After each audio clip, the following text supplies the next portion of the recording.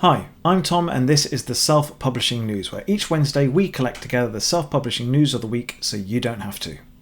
This week, how reading has changed over the last decade, the importance of getting science right when writing crime fiction, and how you can make the most of SPF this year.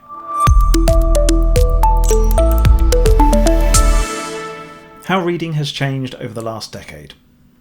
The 10s were a decade of great change in regard to people's reading and book buying habits, and the industry is likely to continue changing as we head into the 20s.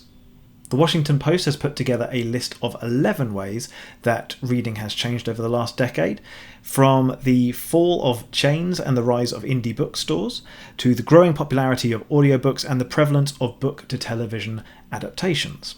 You can read the original article via the link in the description below. Crime writing and forensic investigation. Here's something of interest to anyone who enjoyed our recent self-publishing show episodes with Patrick O'Donnell and Jerry Williams.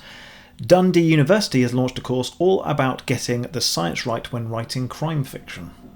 With readers more demanding than ever in regard to writers getting their facts right, researching one's subject matter is definitely important, even if you go on to take some creative liberties.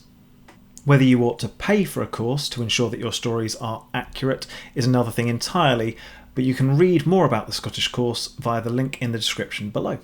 And finally, making the most of SPF.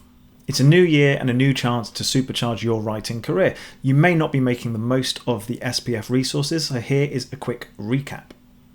There's a new episode of the Self-Publishing Show every Friday, which you can get right here on our YouTube channel. There's a new episode of the Self-Publishing Spotlight podcast every Wednesday, which you can also find here on the YouTube channel. There's a weekly write-up of self-publishing news each Wednesday, and a new article each Friday over on the Self-Publishing Formula blog, which you can find via the link in the description below. And we provide a ton of free resources, including free ebooks, via our resource page, also at our website. Okay, that's the self-publishing news for the first week of 2020. If you enjoyed the video, make sure to subscribe by pressing the button below, and leave a comment if I've missed out any self-publishing stories that you've come across. See you next week.